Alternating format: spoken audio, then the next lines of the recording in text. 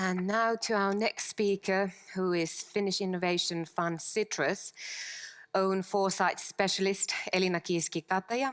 She'll be presenting Citrus trend list for 2016. Just a few words about the trend list, which has been annually published since 2011, is a societal analysis of the state of affairs in the world today and exploration of megatrends relevant to our future. Our trend list is not academic futures research, but rather a compilation of interesting future-oriented societal developments that we believe are crucial for Finland, including Finland's decision makers. So please go ahead, Elina. Thank you very much, and thank you, Professor Randers. It was really fascinating to hear your presentation before mine. So before I start, I would like us to watch a small video that we've made out of the trends before we go into them more deeply.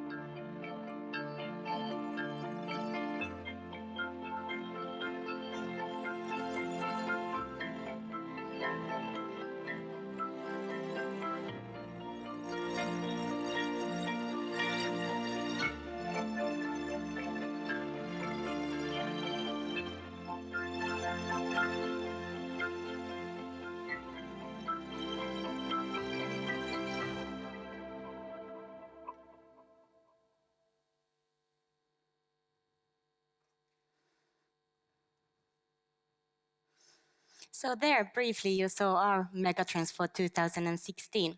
And I will now briefly walk you through what's inside of them. The first trend, technology changes everything. So we have a slightly different approach to the technology trend.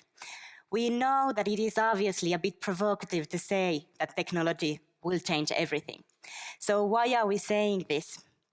This is because virtualization, digitalization, artificial intelligence, instrumentalization of everything, robotization, nanomaterials, energy technology, and so on are taking such huge leaps at the moment that we believe that it has huge impacts of all aspects of our societies.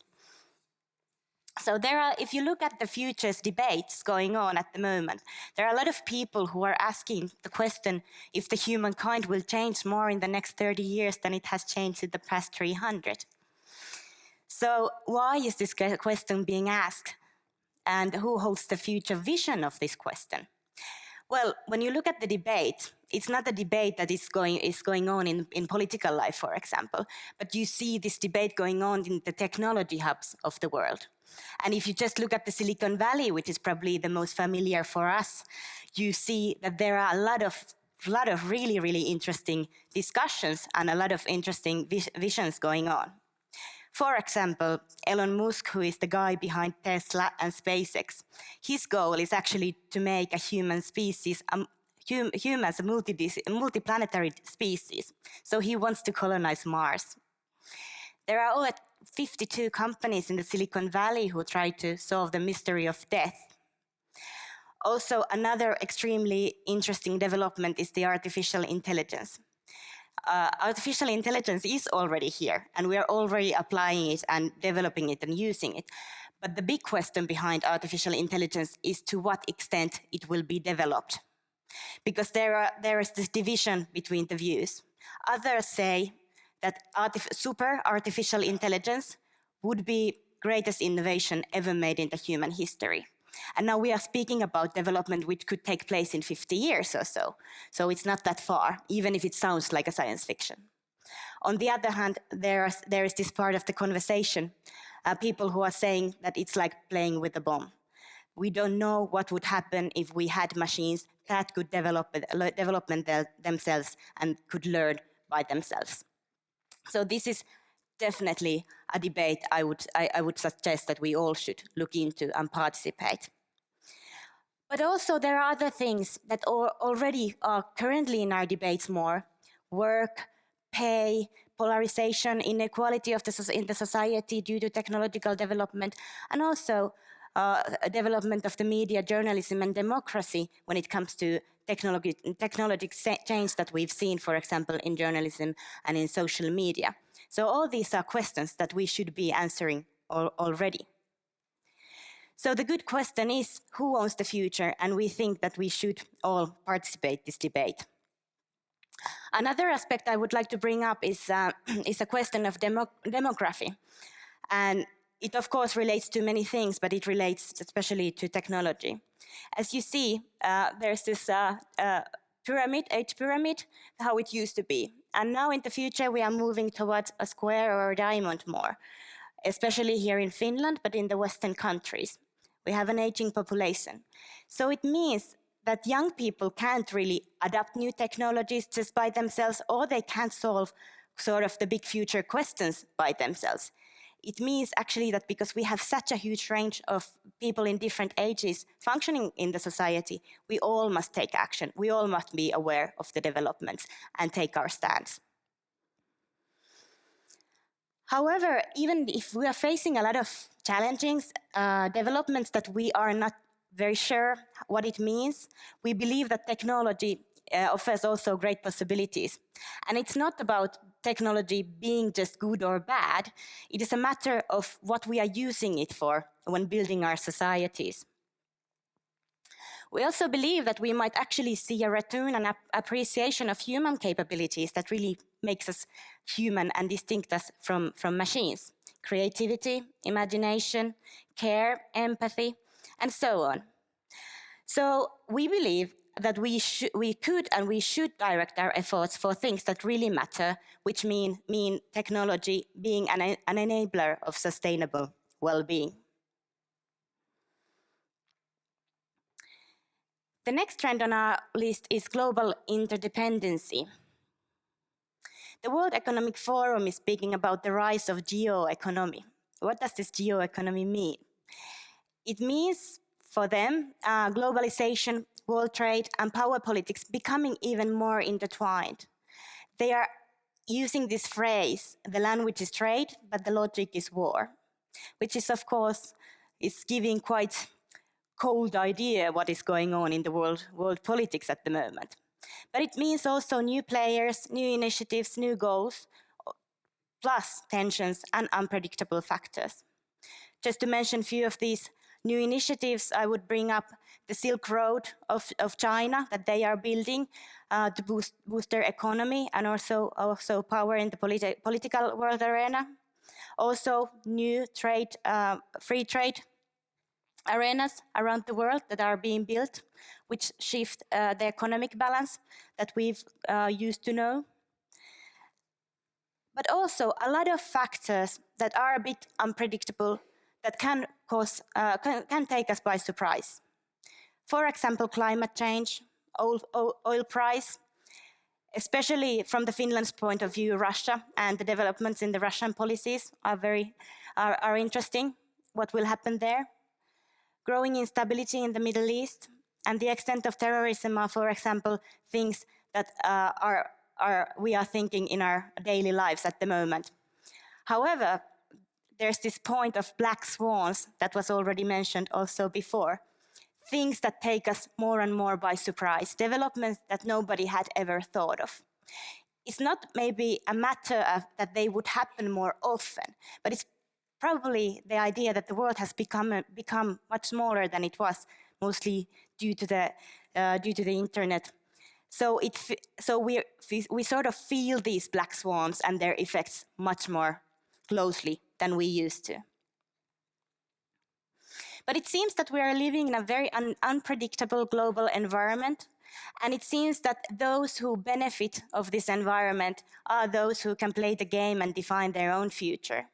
So it means actors as USA, China, and the EU. However, I think the EU is extremely interesting factor here. It seems that in the global arena and also for European states, an actor as the European Union is actually needed more than ever, maybe before.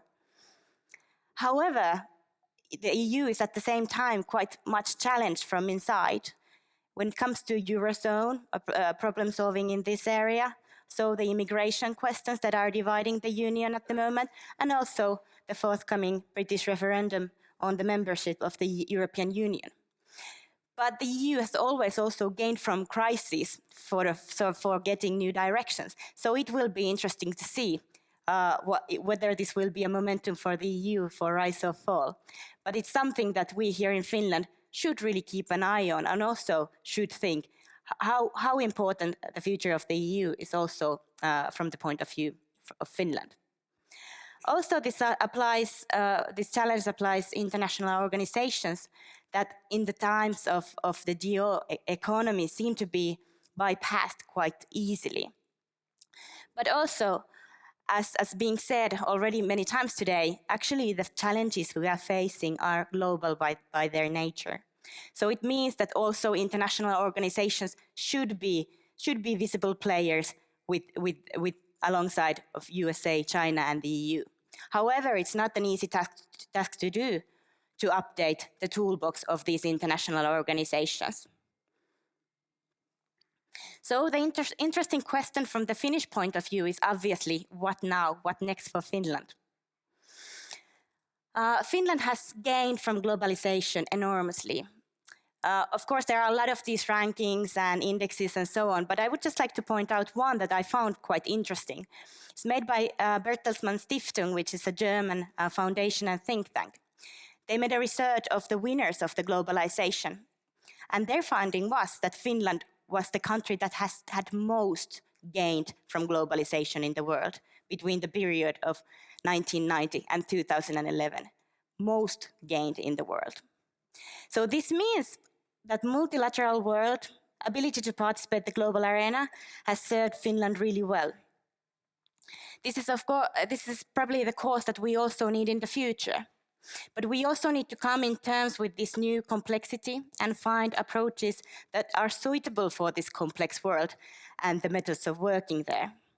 We believe that setting strategic goals, building up resilience in our societies, and agility help us to find our ways when complexity is actually showing in the everyday lives of the citizens.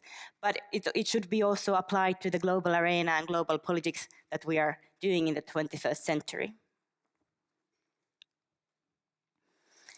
And last but not least, sustainability crisis now.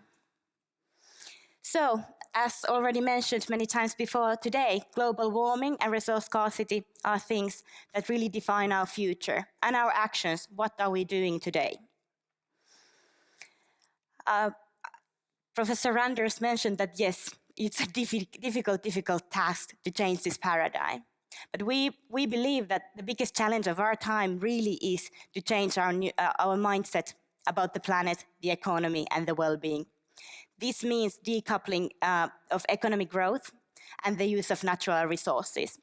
So as you see there, we should be able to increase our well-being. We should have economic growth at the same time, but we should cut down the use of natural resources and emissions. Is it an impossible task to do? Well, for the first time, there are actually also good news in the picture, mostly due to the development of technology, and of course, the recent Paris Treaty was a good news from this side of the coin. First of all, energy revolution and renewables are paving their way, and this is a really promising development. The potential of the circular economy, also smart services and products are finding their markets, smart seamless traffic. All of these are developments that we see, where we see great developments, and we also see a lot of good opportunities for Finland to participate in this development that we could take advantage of. One trend that I would like to shed light on a bit is the trend of urbanization. There are predictions that by 2050, 70% of the world population would be living in the cities. You can see that at the moment there are megacities being built, mainly in Asia, in Africa.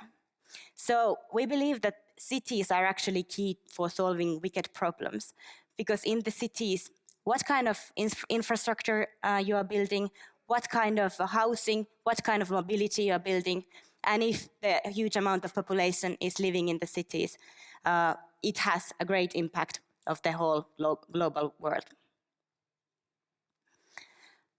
But it is important to say that even the best technology or solution won't work if we don't have people acting alone.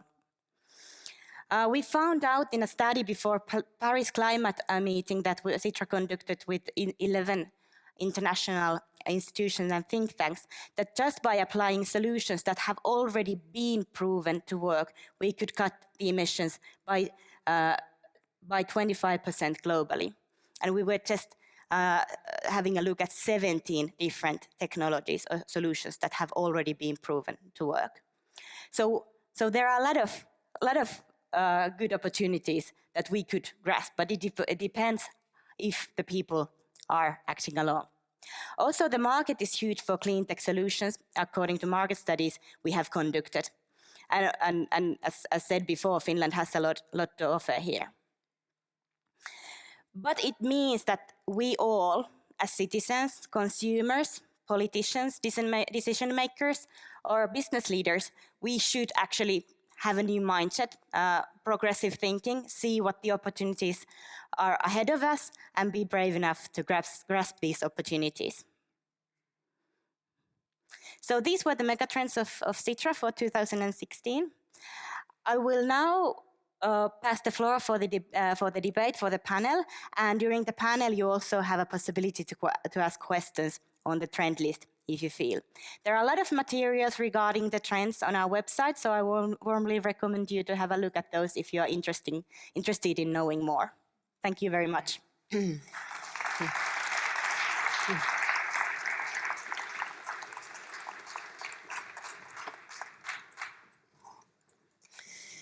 Kiitoksia Elina